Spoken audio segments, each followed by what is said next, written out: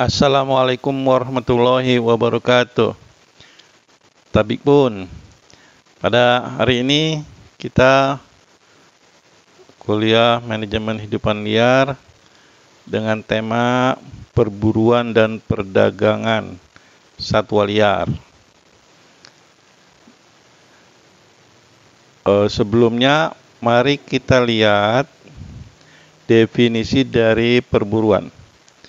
Perburuan adalah praktek mengejar, menangkap, atau membunuh satwa liar untuk tujuan dimakan, rekreasi, perdagangan, atau memanfaatkan hasil produknya seperti kulit, susu, gading, cula, dan lain-lainnya. Kemudian, Kementerian Lingkungan Hidup dan Kehutanan menyebutkan dari nilai kerugian akibat perdagangan satwa liar yang diburu itu diperkirakan 13 triliun per tahun. Jadi itu perburuan yang ilegal. Nah, satwa liar di hutan itu relatif mudah untuk diburu. Yang pertama, karena satwa liar di dalam hutan itu tidak ada pagarnya.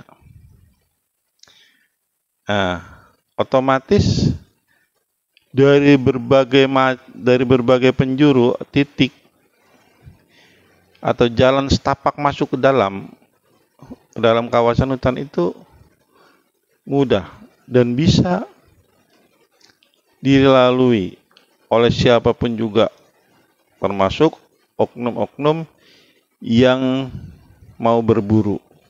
Nah, disitulah kita tidak bisa 24 jam untuk mengawasi pemburu-pemburu ini. Yang bisa mengawasi atau setidaknya bisa mengontrol adalah masyarakat di sekitar kawasan hutan. Nah, setiap jalur masuk itu tentu melalui pemukiman dan juga kebun-kebun mereka. Otomatis orang yang berniat berburu melalui kebun atau perumahan mereka akan teridentifikasi. Nah, pemburu-pemburu ini itu akan melakukan kerjasama biasanya dengan oknum masyarakat yang mau diajak berburu. Nah, disitulah pentingnya penguatan kelompok masyarakat untuk mengendalikan pemburu-pemburu liar. Ya, mereka masuk ke dalam hutan berburu ada juga untuk wisata atau rekreasi, ada untuk memenuhi hobinya. Kemudian mereka bawa pulang untuk dimakan.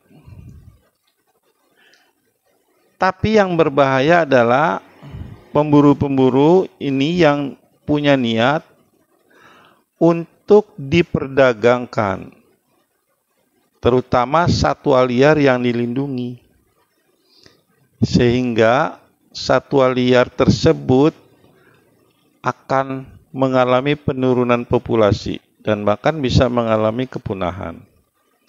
Satwa liar yang besar seperti gajah itu diburu gadingnya untuk diperdagangkan. Masalahnya mereka berburu bukan hanya mengambil gadingnya, tetapi membunuh gajah tersebut, terutama gajah jantan. Nah, dengan demikian, selain gadingnya hilang, nyawa gajah pun hilang. Padahal gading itu akan tumbuh terus, andai kata dipotong. Tumbuh lagi, dipotong, tumbuh lagi. Nah, tapi gajah karena binatang yang dilindungi, tidak boleh diperdagangkan, termasuk gading gajahnya. Sehingga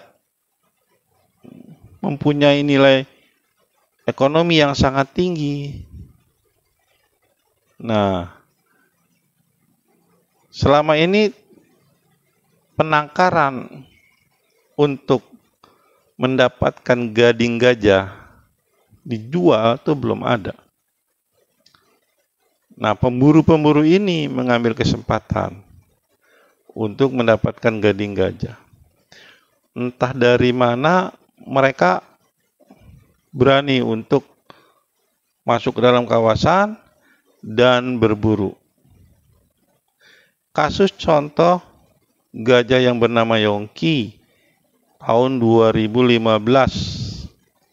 di Taman Nasional Waikambas. Gajah yang berasal dari Waikambas untuk mengendalikan gajah liar didatangkan dari Waikambas menuju TNBBS, Taman Nasional Bukit Barisan Selatan.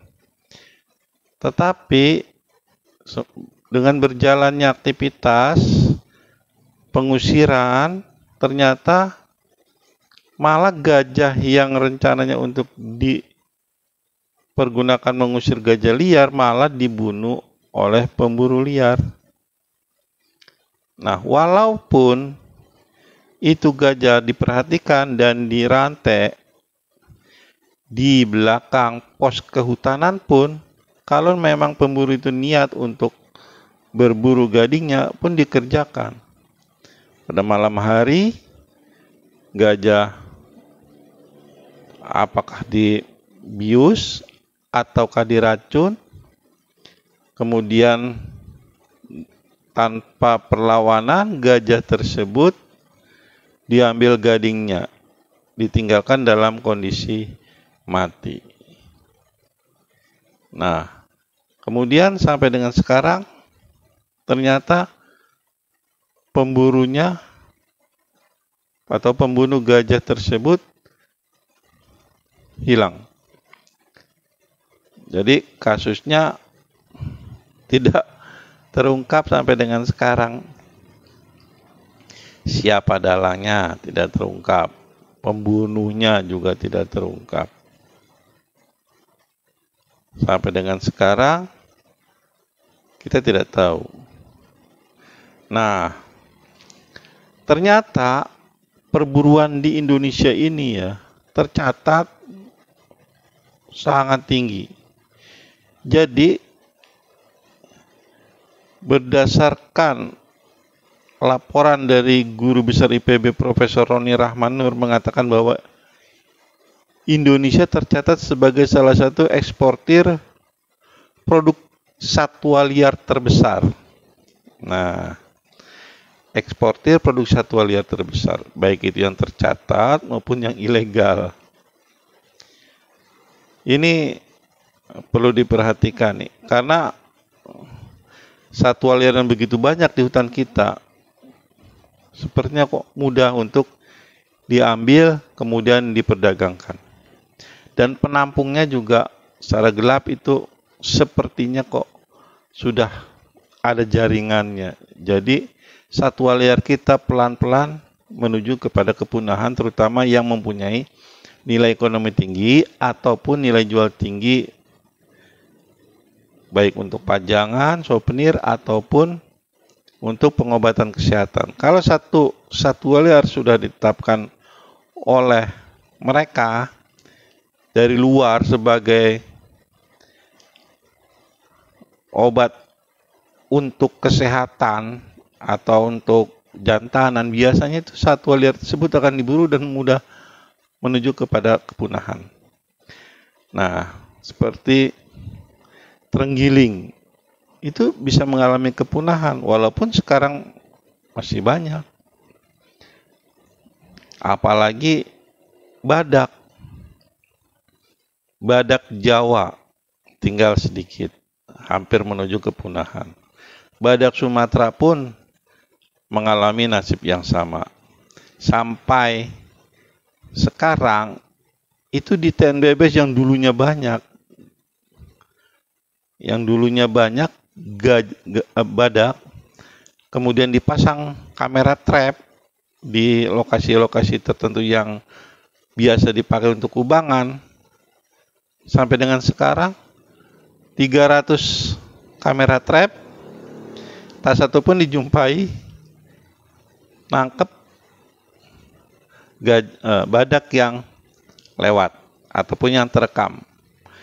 Dan ini menjadi kekhawatiran sebenarnya. Apakah badak di sana masih ada atau tinggal sedikit atau sudah habis? Ini yang menjadi catatan penting buat para rimbawan, buat para pejabat pemerintah kehutanan. Nah, badak ini culannya biasanya dipakai untuk mitosnya untuk obat kuat sehingga diburu orang. Diburu bukan hanya diambil culannya, tetapi dibunuh pula badaknya sehingga kita khawatirkan punah di habitatnya. Badak punah di habitatnya. Kenapa? Karena selain banyak diburu, perkembangan badak itu sangat lambat. Dia soliter, sensitif terhadap kehadiran manusia. Sulit untuk membuat atau melakukan penangkaran sehingga badak bisa menjadi populasinya bisa menjadi bertambah. Itu sangat sulit apalagi di alam. Gitu. Nah, perburuan ini dikendalikan dengan peraturan dengan Undang-Undang Nomor 5 Tahun 1990 tentang konservasi sumber daya alam hayati dan ekosistemnya. Barang siapa yang menjual beli satwa yang dilindungi, dia akan dikenakan penjara 5 tahun atau denda 100 juta. Nah, denda 100 juta ini itu udah sejak tahun 90.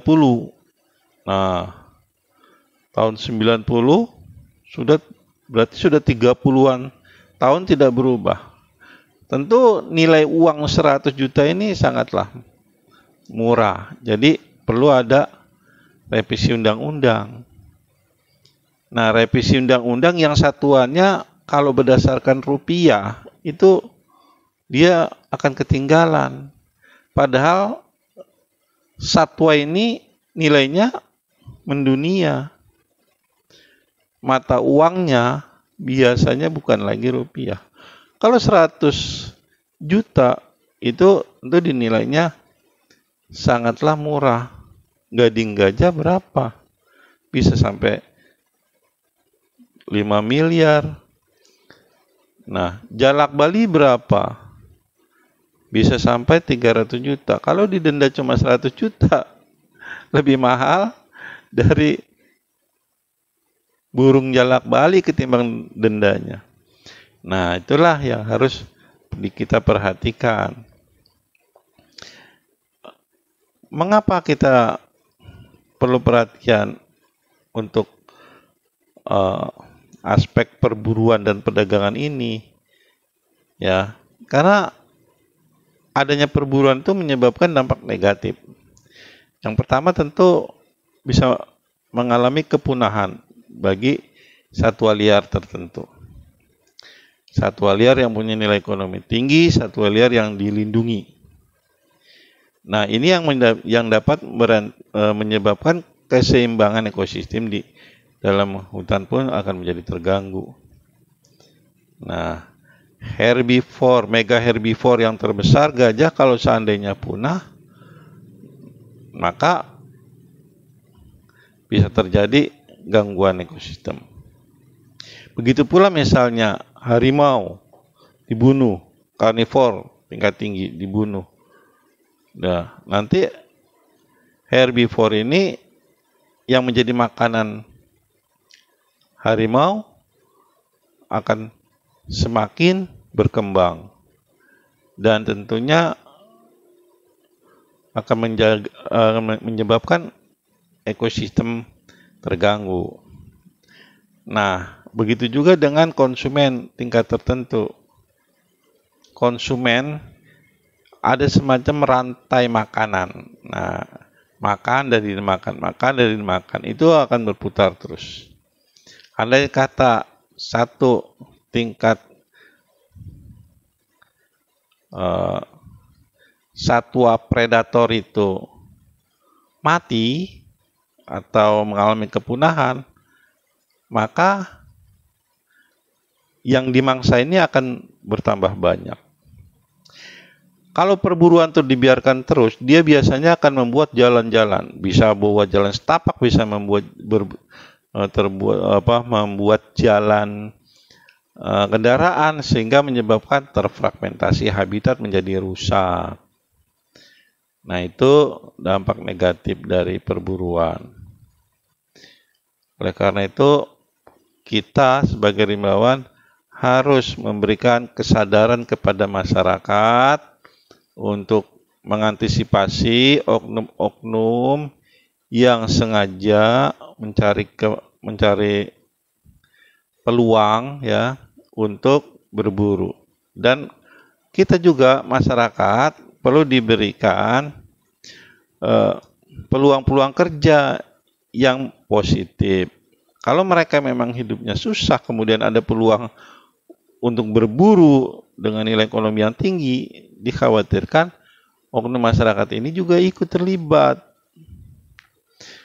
Nah, begitu pula oknum dari aparat keamanan supaya tidak ada yang terlibat di dalam kegiatan perburuan dan perdagangan satwa liar, terutama dalam menggunakan senjata.